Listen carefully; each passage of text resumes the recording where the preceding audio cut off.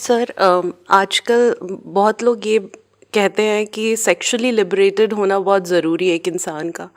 आप इस पे ज़रा प्लीज़ कुछ कहना। नहीं, सेक्सुअली लिबरेटेड जैसा कुछ होता नहीं है। बंधन सेक्स पर नहीं होते, बंधन मन पर होते हैं। तो लिबरेशन भी सेक्स का थोड़ी होगा, लिबरेशन मन का होगा। अब ऑप्टिकली लिबरेटेड बोलिए आप, इसका कोई मतलब है कि मैं ऑप्टिकली लिबरेट होना चाहती हूं? माने क्या कि मैं जो कुछ देखना चाहूं वो देखने की मुझे आजादी है? देखो, आंखों के पीछे जो है बंधन में वो है ना, आंखें थोड़े ही बंधन में है। तुम आंखों को क्या लिबरेट कर रहे हो? आंखों के पीछे कौन है जो आंखों को गति देता है, दिशा देता है? कौन तय करता है कि आंखें किसको घूरेंगी? आंखें स्वयं तय करती हैं क्या? पीछे मन है ना, वो आंखों को नचाता है। तो लिबरेशन भी किसका होना है? मन का होना है। तो ये सेक्सुअल लिबरेशन क्या है पता नहीं। सेक्सुअल लिबरेशन का क्या ये मतलब है कि मन तो गुलाम रहे लेकिन यौनांग आजाद रहे उछल कूद मचाने के लिए? ये क्या है? माने क्या?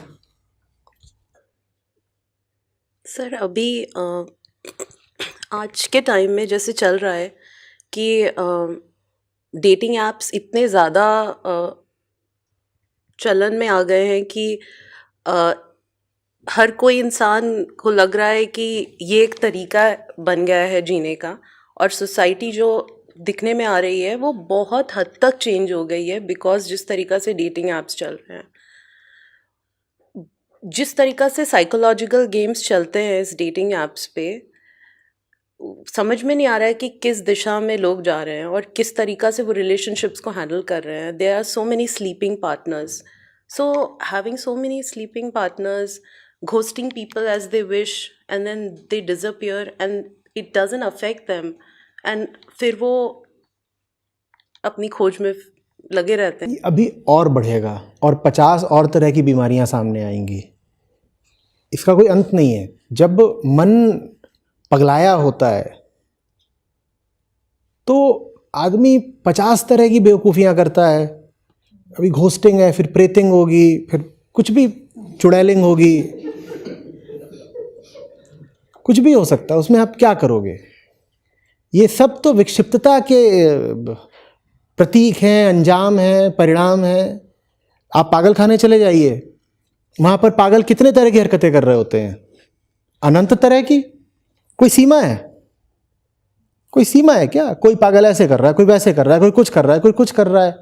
तो वैसे ही जब आप पागल होते हो, विक्षिप्त होते हो अंदर से, तो ये जो आपकी रिलेशनशिप्स होती हैं, हाँ, खासतौर पर जो दूसरे बात होती हैं आपकी और सेक्सुअल रिलेशनशिप्स होती हैं, उसमें भी आपका पागलपन दिखाई पड़ता है। हर तरह की फेटिश दिखाई पड़ती है और फियर दिखाई पड़ते हैं। तो इसमें ऐसा नहीं कि कुछ एकदम विशेषकर सिर्फ सेक्सुअल फील्ड में ही हो रहा है, वो आदमी की ज़िंदगी के हर क्षेत्र में हो रहा है, हर तरफ हो रहा है। और एक बात और, आज ही होना शुरू हो गया हो ऐसा भी नहीं है। आज बस उसका एक प्रकट एक्सप्लोजन हुआ है। आप समझ रहे हैं?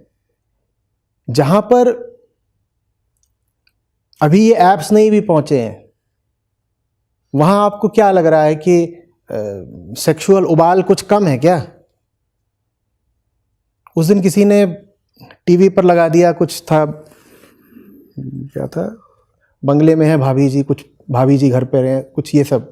अब उसमें जो कुछ हो रहा है वो पूरी तरह से यौन कुंठा का ही तो प्रदर्शन है। यौन कुंठा समझती है? Sexual frustration. हाँ, उसमें कपड़े नहीं उतारे जा रहे, उसमें जो पात्र हैं सब वो कपड़े पूरे पहने हुए हैं, लेकिन एक एक बात, एक एक कदम, एक एक निगाह, वो क्या है? वो यौन कुंठा का ही प्रदर्शन है। और ये पहले से चला आ रहा है, बस अभी उसका एक विस्फोट, प्रकट विस्फोट हो गया है। क्योंकि ये जो पीढ़ी है ये छुपा नहीं रही है कुछ चीज़ों को, ये गंदगी को सीधे सीधे दिखा दे रही है। पर वो गंदगी बहुत समय से चली आ रही है। वो बहुत समय से इसलिए चली आ रही है क्योंकि धर्म को बहुत समय से पुनर्जागरण की ज़रूरत थी जो धर्म को मिला नहीं है। ये मत सोचिएगा कि हमसे पहले की पीढ़ियां बहुत अच्छी थीं, बहुत संस्कारी थीं, काम सारे यही वहाँ भी थे, पर छुप छुप के थे, और डर बहुत लगता था तो कम होते थे, पर भीतर वासनाएं वही थीं, सब वही करना चाहते थे। अब होने लग गया है वो जो लोग पहले करना चाहते थे। आप समझ रहे हो? और वो हमेशा होता ही रहेगा, हर जगह पर, हर युग में होता रहेगा जहां अध्यात्म गायब होगा। अध्यात्म गायब हुआ नहीं कि आप कहीं ना कहीं तो राहत खोजने की कोशिश करोगे ना, और राहत फिर आप कहाँ खोजते हो? दूसरे के जिस्म में, कि यहीं पर घुस जाओ, क्या पता यहाँ पर थोड़ा ठंडक मिल जाए। समझ रही हैं? तो ये, और अब उसमें और आप गहरे जाओगे तो और आपको दिखाई देगा कि अगर अध्यात्म नहीं तो सेक्स ही क्यों? क्योंकि अगर आत्मा नहीं तो प्रकृति। इसलिए अगर आप आत्मा की ओर नहीं बढ़ रहे हो तो और ठिकाना क्या है आपके पास? आप प्रकृति के घोंसले में जाकर के मुंह दे दोगे, अंडे देने लगोगे। इन दो के अलावा कोई ठिकाना होता नहीं ना, हम क्योंकि दो ही हैं, कुछ तीसरा है नहीं हम में, हम दो हैं, या तो शरीर या फिर चेतना। अगर हमारे पास प्लेजर्स ऑफ कॉन्शियसनेस नहीं है तो हम प्लेजर्स ऑफ बॉडी की तरफ भागेंगे, क्योंकि प्लेजर सीकिंग तो हम हैं ही। हमें कहा जाता है ना, हम आनंद धर्मा हैं, जॉय इज अवर नेचर। आनंद तो हमें चाहिए ही चाहिए, और हम दो हैं, या तो चेतना नहीं तो शरीर।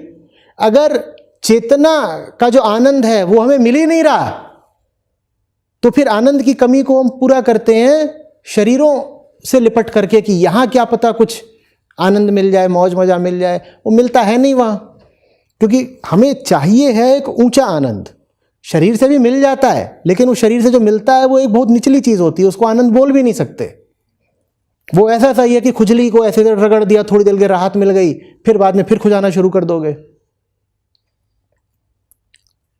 समझ रही हैं? तो अभी तो आगे आगे देखिए होता है क्या। हर क्षेत्र में, हर रिश्ते में, घर में, दफ्तर में, होटल में, सड़क में, बाजार में, हर जगह हर तरह की विक्षिप्तता आपको दिखाई देगी। एकदम खुला पागलपन। जैसे जैसे आत्मज्ञान और अध्यात्म नीचे आएंगे वैसे वैसे आदमी का पागलपन ऊंचाइयां छुएगा। सर, अगर थोड़े से और खुल के पूछ सकूं, अनुमति हो तो। हाँ बोलिए बोलिए। किसी ने बहुत लूजली एक टर्म यूज़ करी थी कि ये डेटिंग साइट्स है क्या, it's a open prostitution where in you are not getting paid, where is prostitution में यू गेट पेड, लेकिन डेटिंग साइट में हो क्या रहा है? तो ये एक बहुत ही पिनिंग सवाल है, और how to deal with it. नहीं, हम ऐसे करते हैं जैसे कि प्रोस्टिट्यूशन कोई बहुत दूर का शब्द हो, तो कहते हैं छी छी छी छी छी। चलिए प्रोस्टिट्यूशन को पहले परिभाषित करते हैं।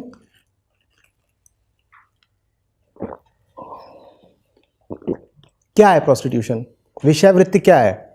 पहली बात तो ये समझिए कि उसका संबंध सिर्फ महिला से, स्त्री से नहीं है। शरीर के दम पर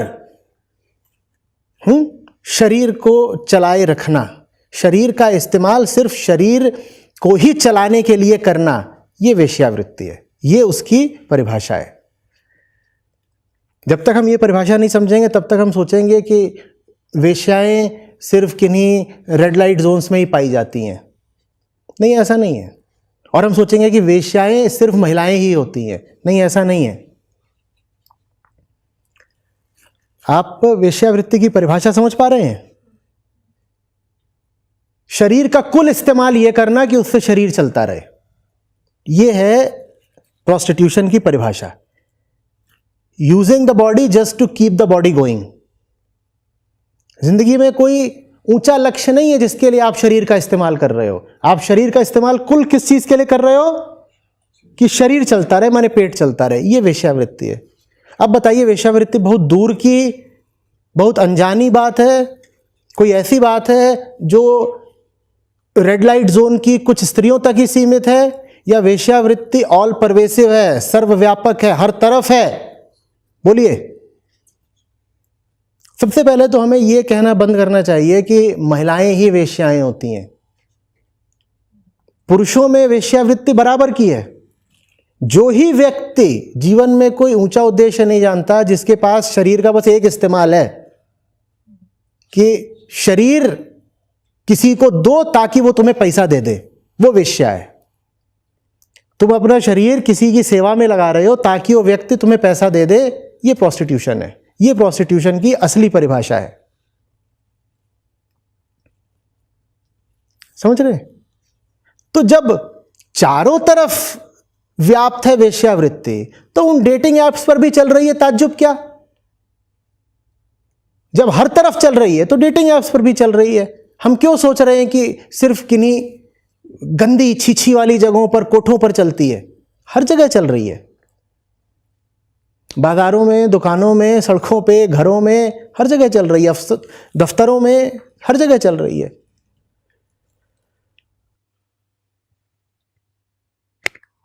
एक और सवाल है। ऐसे ही किसी से डिस्कशन हो रहा था तो बताया गया कि गुड़गांव में एक्स्ट्रा मैरिटल अफेयर्स बहुत ज़्यादा प्रेवलेंट है। वो शहर में मतलब everyone is sleeping around with everyone.